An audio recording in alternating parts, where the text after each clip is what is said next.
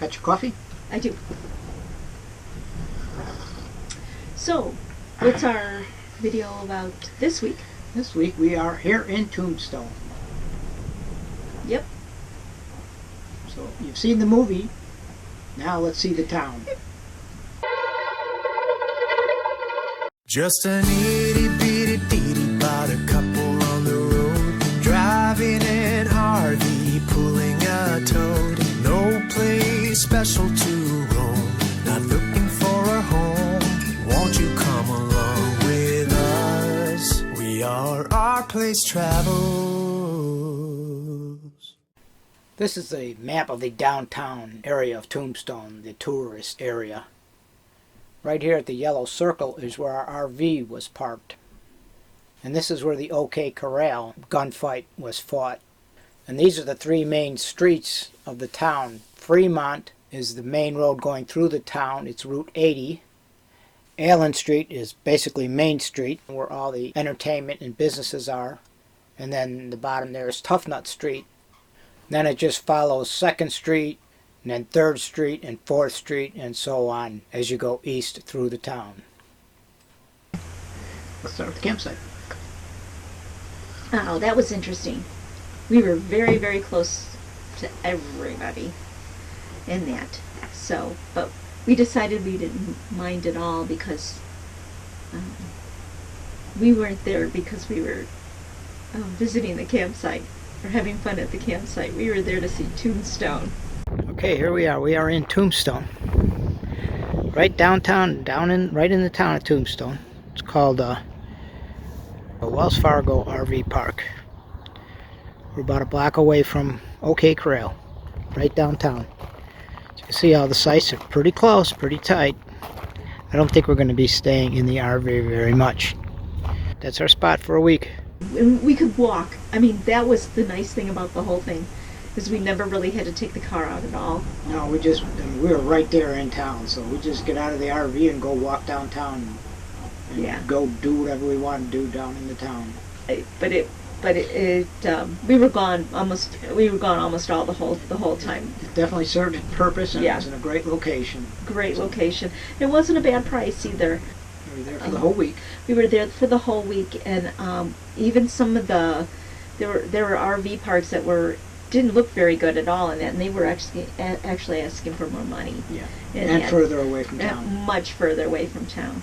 So yeah, for the value, for the location. Yeah. It was a good park to stay at. Uh-huh. So we thought we'd show you a little bit of the RV park. We are all jammed in here pretty tight. So here we go.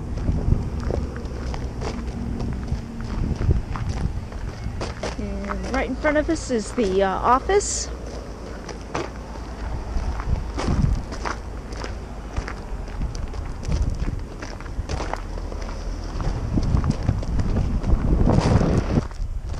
There's the bathrooms. Oh, I didn't even know that. Yep. And a laundry room. Mm-hmm. Yesterday, every single one of these was full. Yep. A lot of people went home today. Today's Monday. Yeah, and these are actually 2 spots. So when you're parking, you're real close. You go right in. One goes facing in, and one goes facing out. So your doors are together. What do you think of the town? Oh, very interesting. It is not very big. I thought it was going to be bigger, and it's not. The town really looks nice, and it's got a really old feel to it, and it's great. It is a tourist town, but there's still businesses there in all these buildings. I mean, they're old buildings, they have historic value, but it's not like it's all tourism. You know, there's still businesses there. Yeah. And it's really the only town. I mean, it's like anywhere. The people that live in Tombstone, like where do they go for groceries and things like that, there's not really another town around. This is the main town. Yeah, I think it took us like 45 minutes to get to a town so we could actually get groceries or anything. Yeah. I mean, there's a lot of people that live in the town. I mean, it spreads out pretty far. Yeah, we did take a little tour through it. The first place we went to was the welcome center that kind of answers all your questions. So we went in and asked them what there is to do. So they gave us a little pamphlet that had all the different stores in it, and the sightseeing things and the tourist places. And I think I asked her one of the times, a couple of times, so how much is that? And she goes, $5 or $10. She goes, everything's it's $5 or $10. Yeah. So every time you ask her, how much is that? $5 or $10. How much is that? $5 or $10. So it's just kind of funny. It's like yes, they'll nickel and dime you to They death. will nickel and dime you to death. Yes, it is a tourist place, and that. So come and bring some money.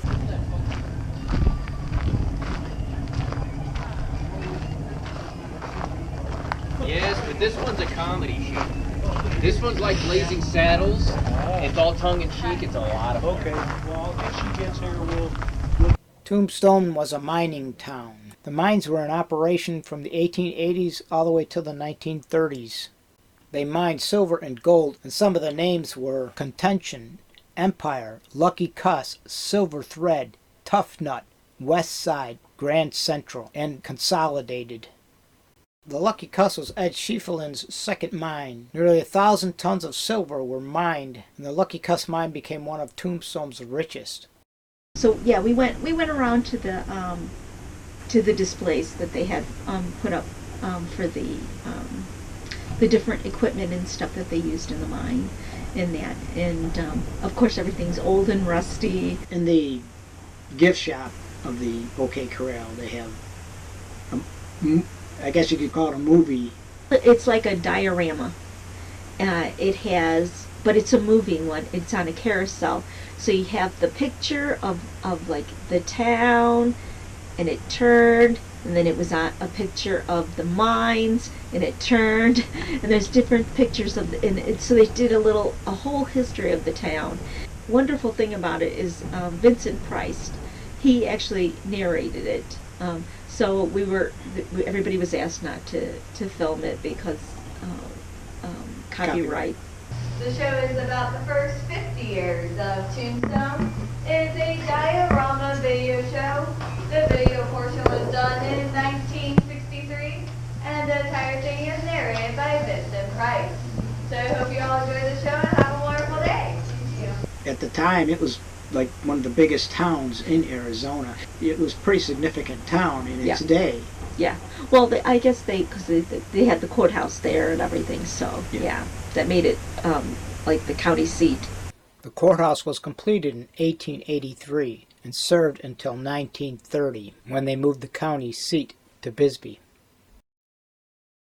One of the newspapers, I think there was two newspapers back in the day, and one of them was the Epitaph. Mm-hmm. And it started by a guy named John Clum, he had quite a career, and he became mayor of this town, and even stuff after this. But he started this newspaper, so it's all a part of Tombstone and Tombstone's history. Mm-hmm. So they have a building there which you go visit, and you can see basically his newspaper and how it ran, how it operated, and who he was, and everything else. Kind of interesting. They have the whole history of the newspaper there. They had the old printing presses. I was amazed at all the stuff that they used for the printing press. You think of just the printing press. They had all different, the whole place was with all of the big machines that they were using back then. And it said a little bit about him and his wife and his family. The Tombstone Epitaph was started in 1880 by John Clum. He named it that because he said no tombstone was complete without one. And he actually sided with the Earps against the Cowboys and wrote a lot of attacks on the Cowboys in his newspaper, and they actually made an attempt, he believes, on his life. When we bought tickets for the gunfight at the OK Corral, you also got a coupon for a free newspaper at the Tombstone Epitaph. And when we went there, because there was two of us, they gave us, which they normally give everybody else, is a copy of a newspaper from 1881 which I found very interesting. It actually had the whole trial of the gunfight at the OK Corral with all the witnesses and everything else, and it was very interesting. But they also, actually, they gave us a copy of the current subscription. You can still get a subscription to this newspaper. And it just had articles about Western history. And almost everything is tied in somehow to Tombstone, but even though it's not just about Tombstone, it's about Western history all over the West. And it was very interesting stuff. And if I had a home base, I would get a subscription to this paper because it was just very interesting. The Birdcage Theater is probably the most famous building in Tombstone. They give daily tours there. The theater was only open from 1881 to 1889. There's like compartments suspended over the casinos and dance halls where the prostitutes, as they put it, plied their trade. So, and that's how it's got its name, from the looks of these cages. They call them bird cages hanging from the ceiling. It's known that it had 16 gunfights there, and it's got 140 bullet holes in all the walls and the ceilings. When the mines flooded, they shut it down, and when they did that, they just boarded it up and left all the furnishings and fixtures and everything in the building. And that's how it stood for 50 years. And then in 1934, they reopened it for tourism. It's completely furnished with all these relics, basically, from the past. These are called cribs. Cribs are where the prostitutes worked once they couldn't make it in the parlor houses or the brothels anymore. Then they'd step down to cribs. And then once they couldn't do that anymore, then they just became streetwalkers. And dozens of these buildings line 5th and 6th Street between Allen and Toughnut Streets. On payday, there would be an impatient line of men standing outside each crib. From sunset to sunrise, an industrious prostitute might service 80 customers. Okay, let's talk about the cafe. Now that was on the same block as we were on. Yeah. Yeah. We went for breakfast. Yep. We're heading for the OK Cafe. So we heard about it. We're going to go check it out. Yep, they said to get the best breakfast. We'll see. Come with us. Let's see what we can find. About 10 of us are leaving, so you have 3 tables. Oh. All right. Plenty of room then. Yeah. Good morning. Good morning. Oh my goodness. At one time, it was a gas station. Everybody said, the OK Cafe, that's where you go for breakfast. Well, it's okay. I mean, the food was okay, basically. The food was okay, but I mean, it's all part of the experience. It had a whole different feel to it. It was like, this is where everybody knows everybody, and everybody was just having a great time there. It's a nice little place. It's little in that. We were told to have the best breakfast. We went in there, and the place was just packed. You couldn't move. It is so funny, and I think there was only one lady that was there taking care of everybody, and she was just running around like a crazy woman. It was like half the place was tourists and the other half was townspeople, because it seemed like the waitress staff and half the customers, they knew each other. They're hugging and all kinds of stuff. So Yeah. and then waitress is working her tail off, but yet she's taking time to Take pictures even. People are asking her to take pictures. She does everything. Yeah, so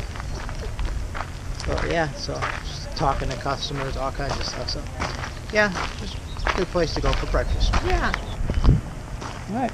Walking down the streets of Tombstone in the middle of the night.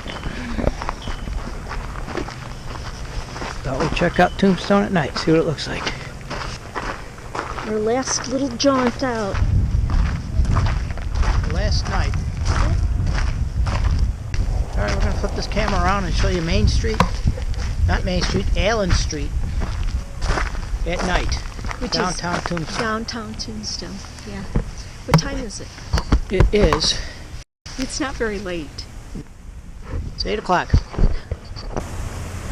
Doesn't look like anybody's out at all. Except for the bar behind us. Yep. About as dead as can be. Yeah. All that action goes on during the day and nothing goes on at night. Even the bird's cage is dead.